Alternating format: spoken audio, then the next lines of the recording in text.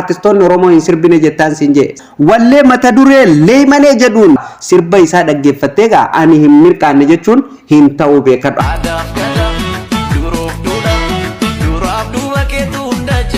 Uffata aadaa Harargeetiin kan faayame jibba Iskaandar Taammiruu dhaggeeffatee hin mirqaanne inni yoo dhugellee hin mirqaanu yaa jaldeessa maya suuta la yaa jedhu sanfaarratti baay'ee kan ammaa kun kan durirraa adda jechuudha amazing dhugaa ajaa'iba jettan sinjee sirba ajaa'iba yeroo dhiyoo keessatti leeymane jechuun isin biraan gaa uffata aadaatiin faayamanii babbareedanii urgaayanii ijoolleen Oromoo fi ijoolleen Oromiyaa isiniif dhufaa jirti.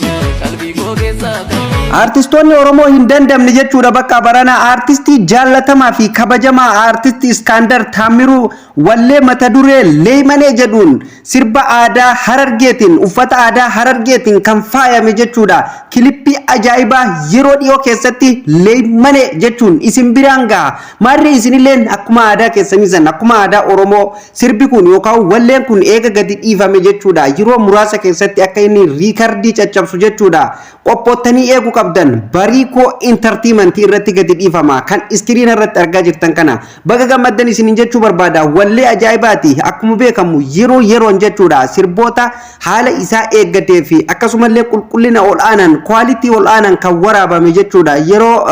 wal fakkaata artistoonni keenya kan gadhiisaa jiran jechuudha ni beekama keessafuu Iskaandar Taammiruu jechuudha sirba aadaa fi akkasumallee sirba seera ofii eeggate jechuudha sirba haala yerootti wal qabatu sirba ajaa'iba waan saba ilaallatu fi akkasumallee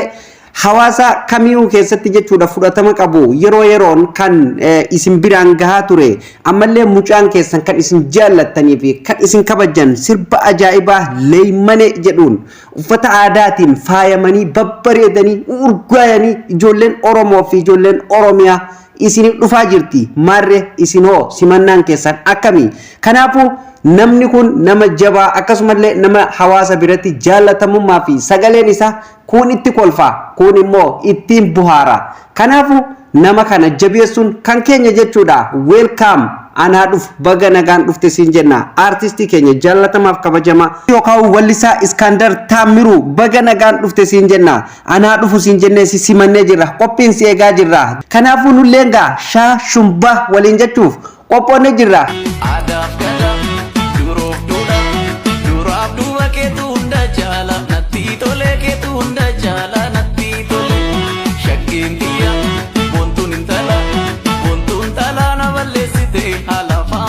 Egaan daawwattootaaf kabajamtoota Oromoo nagallee hin daganne ashama akkam jirtu iddoo jirtan hundatti nageenyi Rabbii isiniif haa ta'u egaa akkuma beekamu artistiin keenya gameessa fi jaallatamaaf kabajamaa kan ta'e artistii Iskaandar Taammiruu wallee mata duree leeymane jedhu qabatee waan dhufeef kanumatu fuudhee osoo nagallee isin nan gaafachiisin jechuudha na mirqaansee gara bitaana kuchiise jechuudha kanaaf amma mirga irratti isinii deebi'eetiin jira nageenyi keessan iddoo jirtan hundatti isiniif haa baay'atu isiniin jecha egaa akkuma beekamu akkuma aadaa keenya jechuudha sirboota artistoonni Oromoo hojjetanii itti dadhabanii gara keenya fidan jechuudha kallattiin nulleen qaama hawaasaa keessaa nama tokko waan taaneef isaan immoo gumaacha hawaasaaf godhan kana jechuudha sagalee ufiitiin itti dadhabanii kan gara hawaasaa fidan nulleen qaama hawaasarraa nama tokko waan taaneef beeksisuun dirqama promote godhuun dirqama jechuudha kanaafu sirbi kun akka gadhiifameen akka inni riikardii artistoota caccabsutti irratti hojjetuu qabne jechuudha waan danda'amu hundaan sirba ajaa'ibaati jechuudha sirba ajaa'ibaa sirbi sun yoo gadi dhiifame jechuudha sirba ajaa'ibaa takkaa artistoonni Oromoo hin sirbine jettaan sinje sirba aadaa uffata aadaatiin faayamanii jechuudha kaameeraa ajaa'ibaatiin waraabamanii yaa salaam jettan sinje sirbi sun gadi dhiifamnaan kanaafuu maarree isinilleen abdiin eeggatanii waliin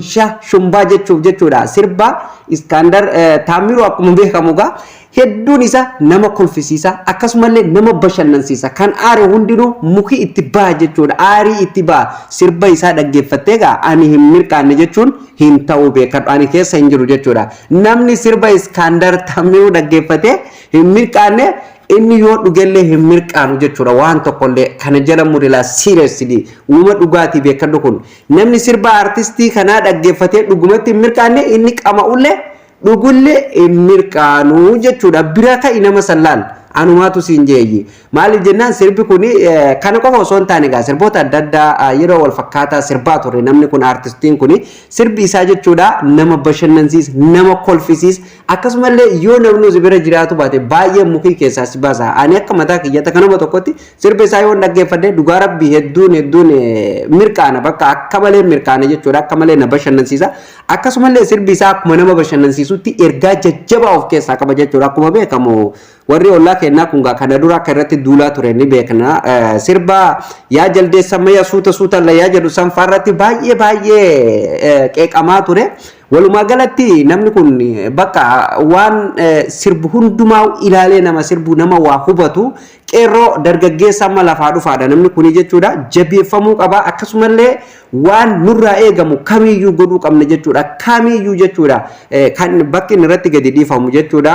Barico Entertainment irratti gadi dhiifama jechuudha yeroo dhiyoo keessatti jechuudha amma gadi dhiifama kanaafuu hamma inni gadi dhiifamu jechuudha Barico Entertainment namoonni subscribe godhin jechuudha subscribe gootanii eeguu qabdan jechuudha kallattiin jechuudha yeroo gadi dhiifame akka sirba artist Andaalam Gosaa guyyaa torba keessatti miliyoona fi 200,000 geessanitti jechuudha sirbi kunillee jechuudha abdiin eegamee yeroo dhufe jechuudha waan dalaguu qabu kamiyyuu dalaguu qabna jechuudha akkasumallee miidiyaaleen ummata keenya yookaan warreen waan kana qindeessanii hawaasa biraan gayan kanneen akka Vision Entertainment fi Barico kun jechuudha baay'ee hedduu hujii bareeda dalagaa jiranii hujii isaan dalagaa jiran kana dinqisiifatuu qabna jaallatuu qabna keenya jennee fudhatuu qabna guddisuu qabna bira dhaabbatuu qabna waan dandeenyu hundumaan artistoota keenya borsaa keenya fuunee hin gargaaru jechuudha kan gargaaruun quba keenyaani qubni nagaa isiniif haa argatu jechuudha maal godhuudhaan like godhuudhaan share godhuun subscribe godhuun komentii isaan jajjabeessu barreessuun komentii jaalala isaanii fi hawaasa gidduutti uumtu barreessuun isaan gargaaruun kana jechuudha kanaafuu waan dandeenyu hundumaan jechuudha gargaaruun dirqama keenya jechuudha sirbi Iskandar Taamroo kan ammaa kun kan durirraa adda jechuudha amazing dhugaa adda jechuudha ajaa'iba jettan sinjee sirba ajaa'ibsiisa sirba ajaa'iba kan ta'e jechuudha kilippii bifa addaatiin quality ol aanaan full HD kan waraabame sirba ajaa'ibaati kanaafu sirba quality ol aanaan itti dadhabamee waraabame kana gatii isaa argachiisuu qabnaa miti argachiisuu qabnaa jechuudha ilmaan Oromoo daawwattootaaf kabajamtoota Oromaan hundumti keessan jechuudha barnoota keenyallee addaan hin kunne jechuudha garuu sirboonni walleen ilmaan Oromoo itti dadhabanii artistoonni keenya asiin nungaan dirqama promote godhuun dirqama jechuudha kana qofaa miti waan saba keenya ilaallatuuf wantoota nurratti dirqama ta'e kamiyyuu hojjetuuf qophiidha jechuudha maaliif wantoota akkanaa kana sirboota yookaan wallee artistoonni keenya yeroo baay'ee irra deddeebiin itti dadhabanii hojjetan kana jechuudha ummata biratti akka beekamtii argatu duratti irratti dalaguun dirqama keenya jechuudha maaliif miidiyaadha wanni kun miidiyaan hanga harkaa qabdutti bu'a qabeessa gaafa sarkaa bu'e bakka dhumatee jira jechuudha kanaafu hamma harkaa qabnutti waan dandeenyu hundaan artistoota keenya fi saba keenyallee ittiin gargaaruun dirqama jechuudha waan harkaa qaban namatti mul'atu jedhan yeroo nama harkaa bahe namatti mul'ata so wallee kana jechuudha abdiin eegaa jirra akkuma abdiin eegaa jiru namoonni baay'een sammuu keessatti akka seef godhee deemaa jiru ni beekna jechuudha ana dura namoonni promote godhanillee beeksisa itti godhanillee ni jira jechuudha kanaafu jechuudha sirbi kun abdiin eegamaa jira gaafa gadi dhiifame Barico Entertainment irratti gaafa gadi dhiifame abdii guutuun eegne waan nuraa eegamu hundaa'u dalaguuf qophiidha jechuudha sirbi kun sirba aadaa adda addaa akkuma sirba Andaalam Gosaa jechuudha sirba aadaa adda addaa of keessatti hammata kan inni immoo kallattiin irratti fuulleffate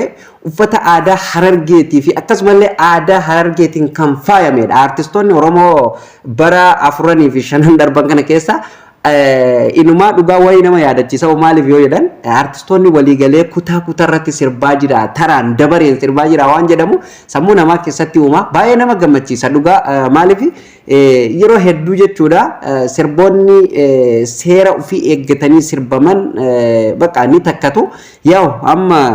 baay'ee sirbi afaan oromootiin sirbamu dhugaa baay'ee shoora guddaa taphataa jira kanaafuu baga gammaddan isiniin jechuu barbaadeeti asumaan jechuudha maamiltoota keenya kabajamoo sirbi kun gadhiifamuuf guyyaa muraasaa tofe piroosesni wanti godhamuu qabu kamiyyuu xumuramee jira jechuudha gadhiifamuuf waan guyyaa muraasa harkaan lakkaa'amuu tafe jechuudha gaafa gadi dhiifamellee kallattiin isin biraan geenya jechuudha gaafa isin biraan geenya isiniin jennu video isaanii murree yookaan video isaanii guutuuf inni isin biraan geenya osoo hin taane beeksisa akkuma isin biraan geenye beeksisa isiniif goona kan isin irratti daawwatuu qabdan immoo Bariikoo Entertainment irratti daawwatuu qabdanii bakka isiniif dandame kamirrattu share godhuun dirqama keessan jechuudha share gootan hamma dandeessanitti jechuudha maamiltoota kiyya kabajamoo qophiin keenya kanarraa kun kana fakkaata akka isinitti toluu fi akka isin gammachiisullee abdii guutuun qaba jechuudha sirba Iskandar Taammiruu nagaan nu biraan haa ga'u jenna gaa'ii maamiltoota kiyya kabajamoo akkuma beekamu sirba Andu'aalam Goosaa dhugaa baay'ee ilaaltanii baay'ee gammachuu guddaa na dhagame jechuudha torbaan kana maaliif namni guyyaa tokko takka Itoophiyaatti akka Itoophiyaa keessatti guyyaa tokko chaanaala banatee guyyaa tokkotti subscribe hammas argatu hin jiru jechuudha dhugaa dubbatuuf hin agarreellee hanga ammatti yoo chaanaalota warra Habashaa ta'e hin beeku malee chaanaalonni ilmaan Oromoo keessa ijoollee Oromoo jechuudha maaliif akka ta'e hin beeku akkasitti dafee guddatu maybe tokko yoo jiraate hin beeku kan hin beekne hanga ammatti kan beekurraa guyyaa lama sadii keessatti namni subscribe 100 galu arge jedhee yoon dubbadde nan sobe jechuudha hin agarre hamma ammatti tokko jedhee kan arge sirba Andu'aalam Goosaa irratti jechuudha sigalee sirba Andu'aalam Goosaa kan bilillee jedhee mata duree bilillee jedhu qabatee dhufe jechuudha torbaan kana keessa chaanaala banatee yoo xiqqaate torbaan tokko chaanaalleen torbaanuma tokko keessatti jechuudha subscribe yoo xiqqaate gara subscribe 96tiin gaan jechuudha 100 guute jechuudha homaa hin hafne kanaafuu dhugaa baay'ee namatti toltu baay'ee nama gammachiiftu ilmaan Oromoo kanaafuu haaluma kanaan jajjabeeffamuu qaban artistoonni Oromooti sirbi Iskandar Taammirulleen kanuma reefu mata duree irratti isin dhaggeeffachiise kana keessaa hanga tokko akka beeksisa godhamuuf hangi kun keessaa muramee gadi dhiifame jechuudha guutuun isaa gadi dhiifame jechuudha maamiltoota kiyya qophiin keenya kanarraaf qopheeffannee isin biraan gahaa turrelleen asumarratti kan goolabamu ta'a qophii keenya isa yeroo biraatiin yookaan marsaa itti aanu qopheeffannee waan isin gammachiisu waan isin jaallatan kamiyyuu kan isiniif qopheessinee dhiyeessinu ta'a chaanaalli Oromaan akkuma beekamu chaanaala barumsaati barnoonni keenyalleen akkuma itti fufeetti jira adda hin dhaabbanne wantoota ijoo ta'an kan hawaasa keenya fayyaduu fi akkasumallee nama keenya fayyadu kamiyyuu yeroon jechuudha yeroo tokko asirratti kan isiniif qindeessinu ta'a bal'inaan barnoota teeknooloojii wal qabatu kan asirratti isin argattan jechuudha maamiltoota kiyya namoonni hanga ammatti chaanaala keenyaaf haaraa taatanillee subscribe godhaatii maatii keenyatti dabalamaa isiniin jenna akkasumallee guyyaa guyyaan wanti nu gadhiifnu qophiin keenya kan nu asirratti gadhiifnu kamiyyuu fi isaatiin akka isin dhaqqabuuf mallattoo notification irra kaa'uu hin dagatinaa qophiin keenya kun yoo isinitti tole like godhuu hin dagatinaa yaadaa fi qeeqa keessanillee sanduuqa komentii keessatti nuuf barreessuu hin dagatinaa isiniin jenna qophiin keenya kun akka bakka hundaa'u ga'u please share godhuu hin dagatinaan isiniin jedha qophiin keenya kan irraaf qindeeffannee dhufne asumarratti kan goolabamu ta'a qophii keenya kan yeroo itti aanutiin hamma walitti deebinutti turtii gaarii qabaadhaa horaa bulaa liibana